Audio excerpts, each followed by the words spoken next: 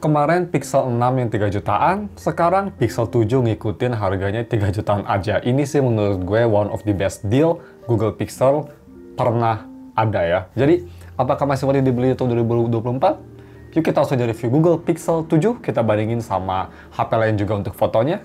Let's go!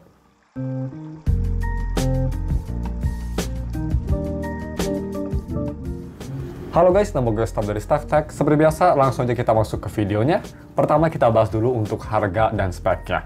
Harga sendiri kalian bisa beli, ada banyak banget variannya, tapi gue bakal cepet aja. Ada varian yang no permanen atau tidak permanen di harga sekitar 3,8 sampai 4 jutaan tergantung kondisi. WiFi only bakal lebih murah. Kalau misal ingin yang aman selamanya, harganya masih di sekitar 6 jutaan untuk bea cukai. Seperti biasa, gue bakal taruh semua link di deskripsi, mau itu link HP atau link wallpaper Honkai Star Rail Jade, gue taruh semua linknya ada di deskripsi. Speknya sendiri, kita bakal cepat aja, ini dia pakai Google Tensor 2, terus dia layar 6,3 inci, AMOLED 90Hz display, UFS 3.1, USB Type-C 3.1 juga, dan juga punya baterai sebesar 4300 mAh baterai, yang dia itu bisa fast charging. Sorry, 4500an kalau nggak salah, ya ada di sini lah. Bisa fast charging 30 watt, wireless, dan wired. Next, kita bahas aja langsung untuk desain dan displaynya. Pertama, untuk desain sendiri, build-nya dia premium ya pastinya. Frame samping dari aluminium, bodi belakang, depan dari kaca, Corning Gorilla Glass Victus. Gimana untuk desainnya? Desain belakang sih, ini gue masih suka banget ya. Dibanding sama Google Pixel 8, gue sih lebih suka 7. Kerasa kayak lebih mature aja, kayak lebih manly ya kelihatannya. Desain belakang kelihatan oke, khas Google banget, clean, apalagi warna putihnya nggak nge-attract fingerprint, cuma memang untuk visornya bakal nge-attract dust. Untuk desain depan ini memang desainnya cukup bagus ya, masih lumayan modern, dot display di tengah, tapi memang bezelnya masih belum simetris ya. Nggak setebal di Google Pixel 6, tapi bisa kelihatan bawahnya sedikit lebih tebal daripada bezel sekitarnya, kanan kiri dan atas. It's okay lah menurut gue. Dan bagaimana untuk kualitas display sendiri, ini sih bagus banget. Dia peak brightness bisa 1400 nits dan HBR 1100. Jadi ini kualitas displaynya bisa terang banget. HDR kontennya menurut gue natural, nggak over saturasi kayak HDR10 HP-HP yang harganya 6 jutaan ya. HP baru, dia display bagus, warnanya bagus, clean, dan oke sih, ini kayak antara Apple sama Samsung di itunya, warnanya di tengah-tengah. Overall display cukup bagus, dan visibilitas di bawah sinar matahari juga ini cukup oke. Bisa kita lihat kondisi cahaya itu terang banget, matahari lagi on your face. Gambar masih kelihatan, walaupun agak gelap tapi masih kelihatan dan masih sangat usable, nggak ada masalah sama sekali. Dan bagaimana untuk haptic dan keyboardnya? Untuk keyboard nggak ada masalah touch delay ya. Responsif banget ini. Jauh lah dibanding sama kayak HP-HP Cina kayak Xiaomi, Realme gitu, masih lebih enak ngetik di Google. Gak cuma dari sensitivitas, tapi dari haptic juga ini gila banget. Haptic Google menurut gue masih nomor 1 paling enak. Ini kerasa bulat banget, gak ada bleber-bleber, sangat bulat, sangat refined, sangat solid, dan sangat enak dipakai ngetik. Dibanding sama S24 Ultra gue juga, gue masih lebih suka Google Pixel 6 atau 7 lah hapticnya. The best. Dan bagaimana untuk biometriknya? Biometrik yang pastinya pakai in-display fingerprint, dan ini di Android 14 memang lebih responsif ya, karena ini bisa kita lihat scanning lebih cepat, lebih enak, dan lebih reliable. Jadi untuk scanning fingerprint optikal sih nggak ada masalah. Cukup bagus, nggak kayak dulu Google Pixel pas pertama rilis ya. Dan untuk audio quality, kita bahas audio quality via 3.5mm to USB Type-C, karena yang pastinya HP ini nggak ada headphone jack.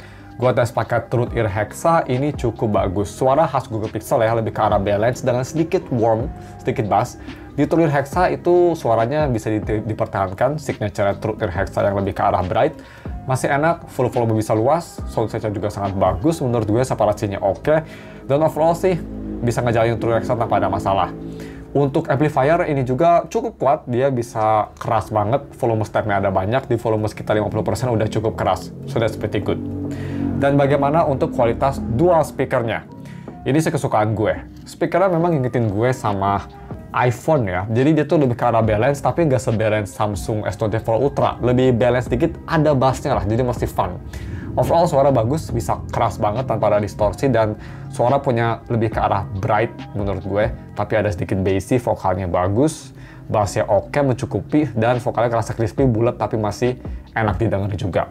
Soundnya juga cukup bagus untuk kelas HP kecil gini, Jadi overall sih cukup oke. Kalau misalnya mau dibandingin sama S24 Ultra sih 11-12 kualitasnya. Gue masih lebih prefer S24 Ultra. Dan kalau misalnya mau dibandingin sama Zenfone 9, enakan di Pixel 7 dibandingin sama 14 Pro Max, masih sedikit lebih enak di 14 Pro Max. Ya untuk lebih detailnya ini di speaker testnya, gue rekomend kalian pakai headphone biar bisa ngedengerin lebih detail. Check it out.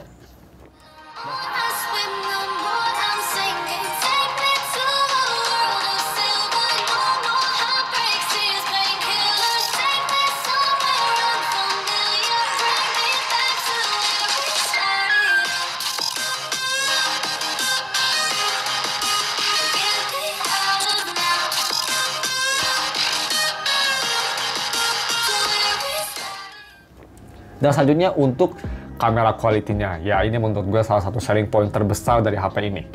Karena menurut gue HP ini di harga 4 jutaan, untuk HP kedua menurut gue cukup oke dealnya.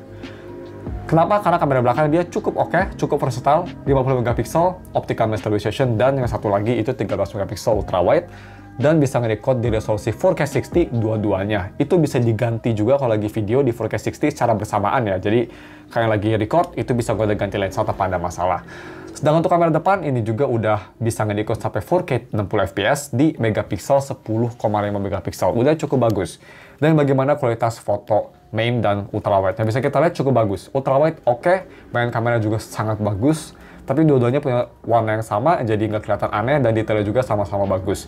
Dan kalau bisa kita bandingin main kamera Google Pixel 7 dengan HP-HP lain, dari A sampai Z, semua kategori, bisa dibilang ini 50 megapikselnya udah sangat baik ya.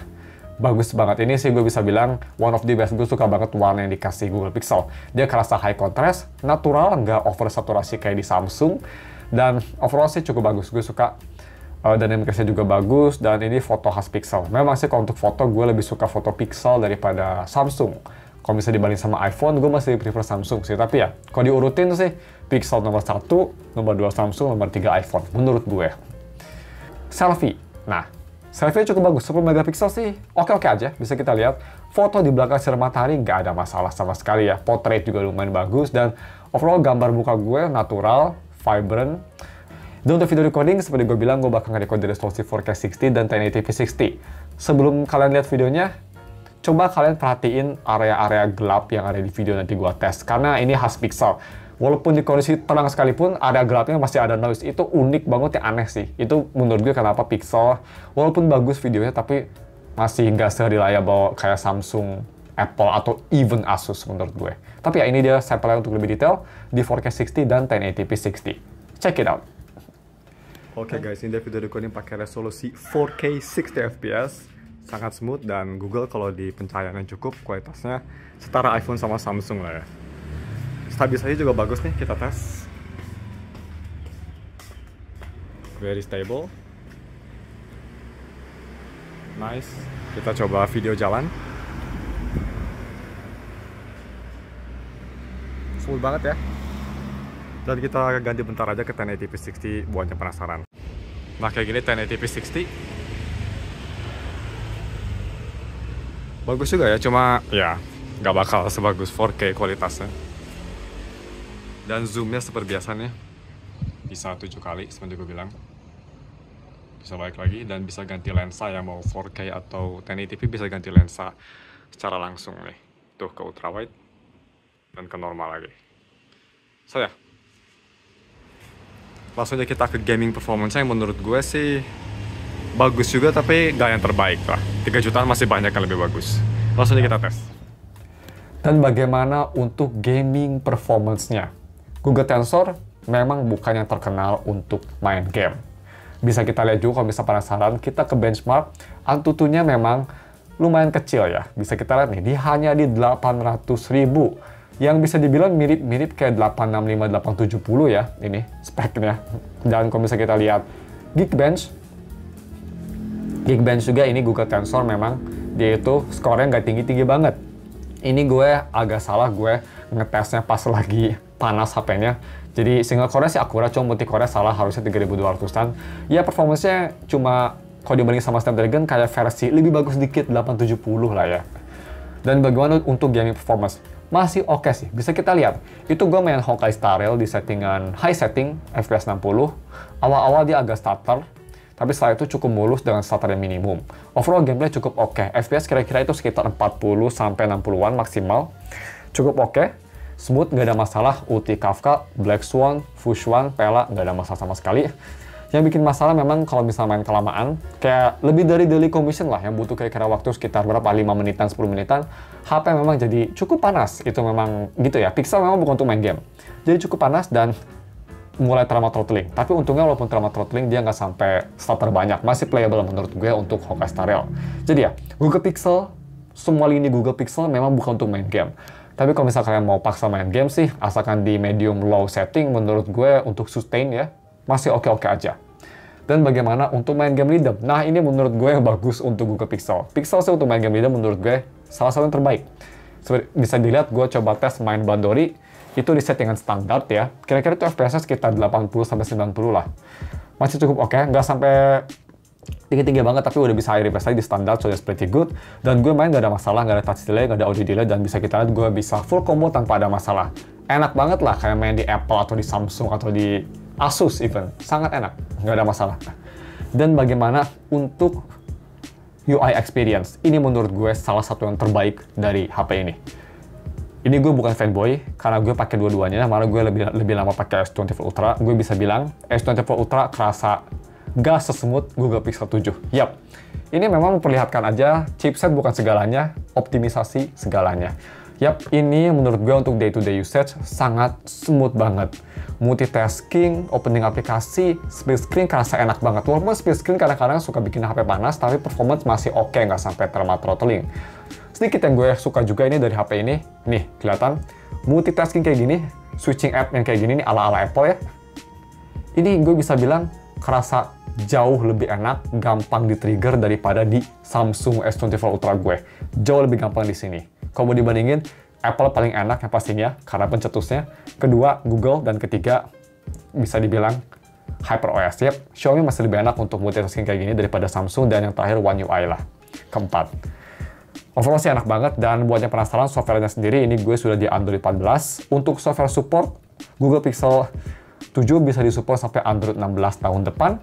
Dan security sampai 2027. Jadi masih lumayan lama ya. HP ini masih lumayan bertahan lah bisa dibilang.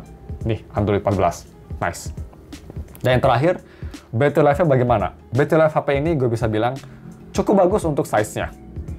Ini masih bisa bertahan 1-1,5 hari kalau misalnya pemakaian kalian tuh medium light usage. Jadi untuk ngambil foto, sedikit video, tapi kebanyakan sosial media dan nonton YouTube sih, HP ini masih oke banget. Tapi kalau misalnya kalian HP ini untuk HP kedua, dan untuk standby Google Pixel 7 lumayan bagus, bisa standby cukup lama, jadi ya bisa bertahan lama lah ya untuk HP kedua. Dan bagaimana untuk kelemahannya? Apakah HP ini ada kelemahan? Yang pastinya kelemahan kalau misalnya kita lihat dari harga 4 juta dari emailnya. Tapi kalau misalkan dari beli harganya 6 juta, menurut gue sih kelemahannya hanya satu. Ini bukan untuk gaming. Gak bagus untuk gaming. Sama ada satu lagi sih yang kedua. Ini nitpick. Kalau kita split screen ya, misalnya kita buka YouTube, kita nonton YouTube lah ya. Kita nonton seperti biasa. Kesukaan gue, Charlie. Kita misal nonton YouTube sambil split screen terus kita buka Tokopedia, ini HP bakal jadi agak panas. Gak sampai performanya turun, cuma baterainya jadi agak sedikit boros kalau kayak gini. Itu aja sih kelemahannya. Selain itu, menurut gue sih Google Pixel 7 sekarang ya harganya 3 jutaan untuk yang shadow tipis. Dan untuk yang oke 4 jutaan, dan untuk bea cukai 6 jutaan sih, ini mantep banget ya. Untuk HP kedua, kita pertama untuk sisi HP kedua. Untuk HP kedua, yaitu harganya 3-4 jutaan, karena gue nggak rekomen kalian pakai varian yang nggak permanen, tapi untuk HP pertama nggak rekomen. Untuk HP kedua sih ini masih oke banget. Untuk fotografi oke, untuk HP backup oke, karena standby-nya bagus. Dan overall ini HP oke banget. Untuk HP utama di harga 6 juta juga ini cukup bagus. Harga 6 juta itu dibandinginnya sama kayak Galaxy A55, Poco X6 Pro, atau nanti mungkin Poco F6 rilis ya. Dibandingin sama HP kayak gitu kan. Dan gue bisa bilang ini performance-nya dan overall experience jauh lebih mantep lah. Itu HP yang tadi gue sebutin, not even come close sama HP ini. Jadi ya, harganya sini lumayan worth it ya, even di varian yang tadi gue sebutin. Dan seperti biasa, kalau misalnya kalian mau beli HP ini, gue bakal taruh linknya di deskripsi. Kalau misalnya kalian ingin wallpaper, gue juga bakal taruh wallpapernya di deskripsi aja. Cuma segitu videonya, jangan lupa like dan subscribe. Thanks for watching, kita ketemu lagi minggu depan untuk video review lainnya.